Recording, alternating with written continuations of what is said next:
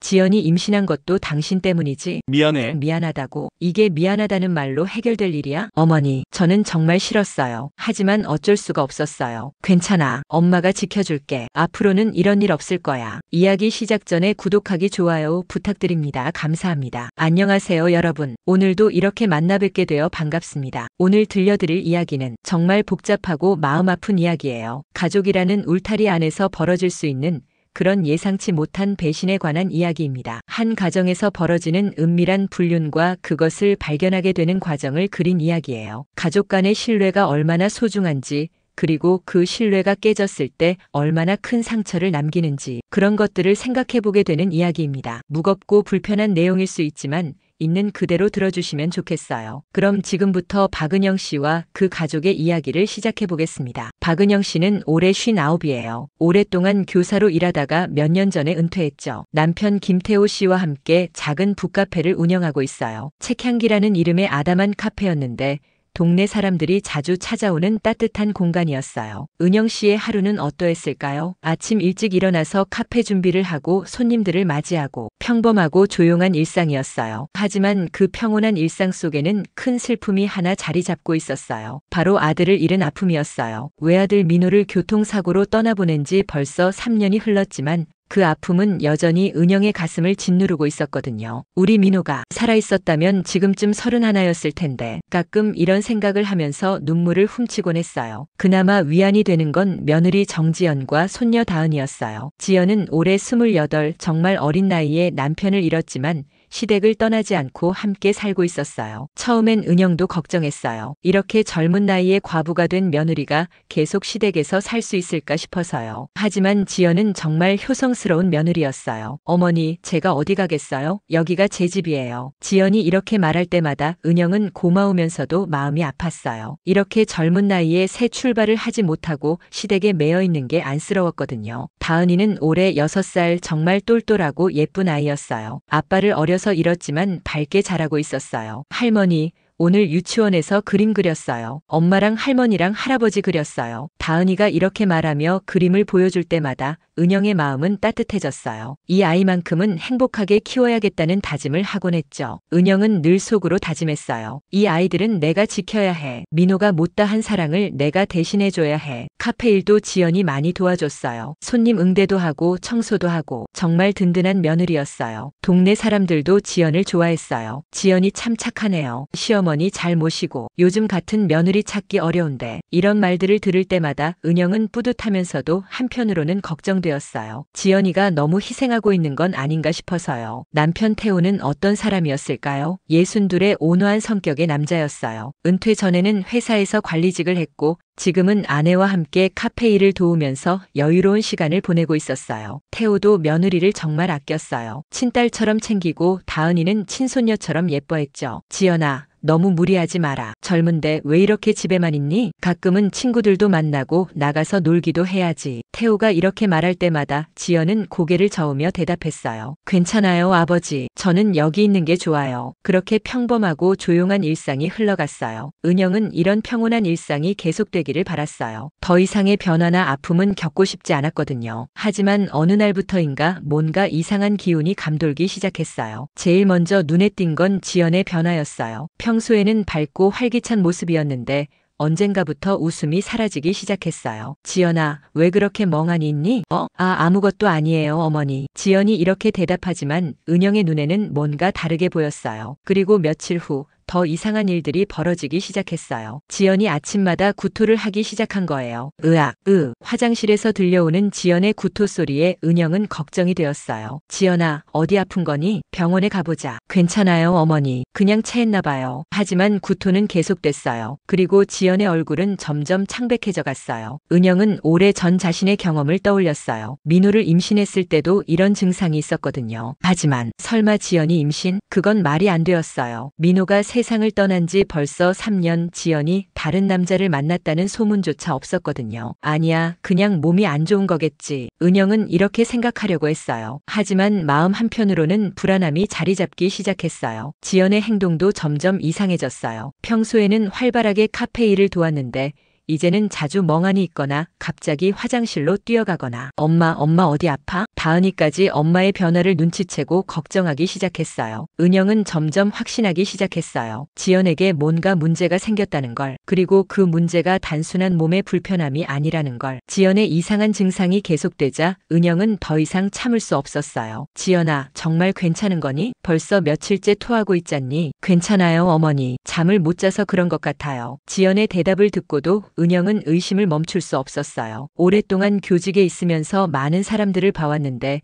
지연의 모습은 단순한 몸살이 아니었거든요. 특히 지연의 눈빛이 다르게 느껴졌어요. 뭔가 두려워하는 것 같고 무언가를 숨기려고 애쓰는 것 같았어요. 혹시 임신이 아닐까? 은영의 머릿속에 이런 생각이 스쳤어요. 하지만 곧 고개를 저었어요. 지연이 누구와 그런 관계를, 집과 카페를 오가는 일상 외에는 특별한 만남이 없었는데 며칠 후 더 이상한 일이 벌어졌어요. 지연이 밤에 잠꼬대를 하기 시작한 거예요. 싫어요. 그만해주세요. 제발 그만. 은영은 옆방에서 지연의 잠꼬대를 듣고 소름이 돋았어요. 무슨 꿈을 꾸고 있는 걸까? 왜 이렇게 괴로워하는 걸까? 다음 날 아침 은영은 지연에게 물어봤어요. 지연아, 어젯밤에 잠꼬대 했는데 무슨 꿈 꾸었니? 잠꼬대요? 저 잠꼬대 안 하는데. 뭐라고 했어요? 지연이 당황하는 모습을 보니 은영은 더욱 의심스러웠어요. 분명히 뭔가 숨기고 있는 게 있었어요. 지연아, 혹시 누가 너를 괴롭히는 사람이 있니? 네, 무슨 말씀이세요? 아니면 혹시 만나는 사람이 있는 건 아니고. 이 질문에 지연의 얼굴이 하얗게 변했어요. 어머니, 그런 사람 없어요. 저는 그럴 생각 없어요. 하지만 지연의 목소리가 떨리고 있었어요. 은영은 뭔가 크게 잘못되었다는 걸 직감했어요. 며칠 후 은영은 남편 태호에게 털어놓았어요. 여보, 지연이가 요즘 너무 이상해. 뭐가 이상한데? 매일 토하고 얼굴은 창백하고, 그리고 밤에 잠꼬대도 해. 잠꼬대? 뭐라고 하는데? 누가 자기를 괴롭힌다는 식으로. 정말 걱정돼. 태호는 한참 생각하더니 말했어요. 괜한 걱정이야. 지연이가 다시 살림을 차릴 생각일 수도 있잖아. 무슨 말이야? 젊은데 언제까지 이렇게 살겠어? 아마 누군가 좋은 사람이 생겼을 거야. 은영은 남편의 말에 놀랐어요. 그럼 왜 말을 안 해? 그리고 왜 이렇게 괴로워해? 아직 확실하지 않아서 그런 거겠지. 우리가 너무 간섭하지 말자. 하지만 은영은 남편의 말에 수긍할 수 없었어요. 지연의 모습은 행복한 연애를 하는 여자의 모습이 아니었거든요. 그날 밤 은영은 지연의 방 앞을 지나가다가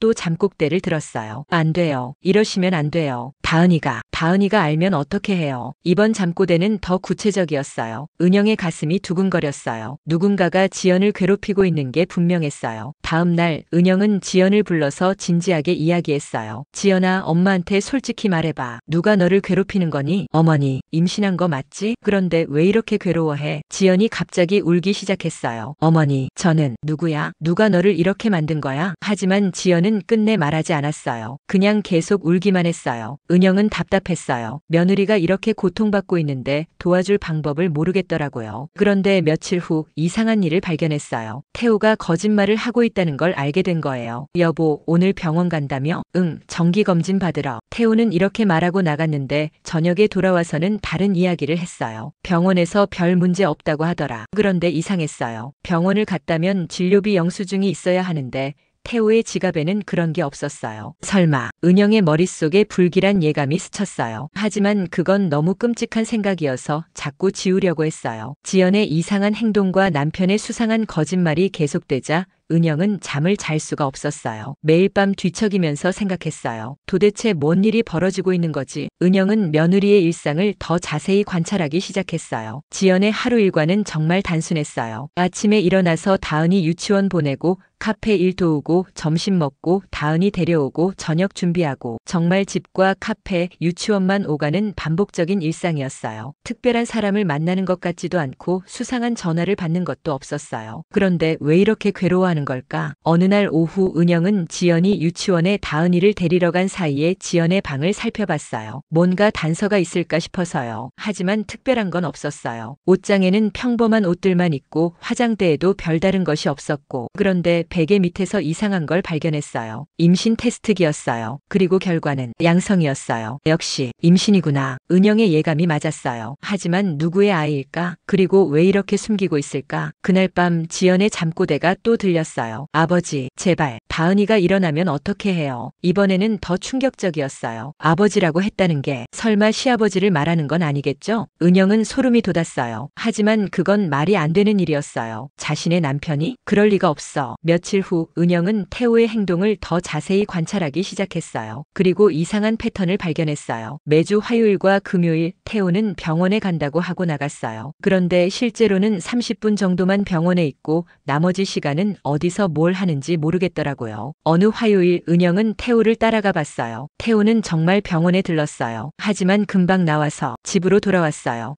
집으로? 은영은 당황했어요. 자신은 카페에서 일하고 있었고 집에는 지연이 혼자 있을 텐데 은영은 급히 집으로 가려다가 멈췄어요. 뭔가 확인해 봐야겠다는 생각이 들었어요. 1시간쯤 후 태호가 집에서 나왔어요. 그리고 카페로 돌아와서는 아무렇지 않게 말했어요. 병원에서 오래 걸렸네. 사람이 많아서. 거짓말이었어요. 은영은 확신했어요. 그날 저녁 지연의 모습이 더 이상해 보였어요. 얼굴이 더 창백하고 눈가가 빨갛고 마치 많이 운 것 같았어요. 지연아, 괜찮니? 네, 괜찮아요. 하지만 목소리가 떨리고 있었어요. 은영은 점점 확신을 갖기 시작했어요. 뭔가 끔찍한 일이 벌어지고 있다는 걸. 며칠 후 은영은 큰 결심을 했어요. 사설 탐정을 고용하기로 한 거예요. 혼자서는 진실을 알아낼 수 없을 것 같았거든요. 제 남편과 며느리를 조사해 주세요. 탐정사에게 의뢰할 때 은영의 가슴은 두근거렸어요. 정말 알고 싶은 건지 모르고 사는 게 나은 건지. 일주일 후 탐정으로부터 연락이 왔어요. 조사 결과를 보고 드리겠습니다. 탐정사무소에서 만난 조사원은 은영에게 충격적인 이야기를 했어요. 따님께서는 외부와 거의 접촉하지 않고 계십니다. 특별한 만남도 없고요. 그럼 하지만 이상한 점이 하나 있습니다. 뭔가요? 남편분께서 매주 2번씩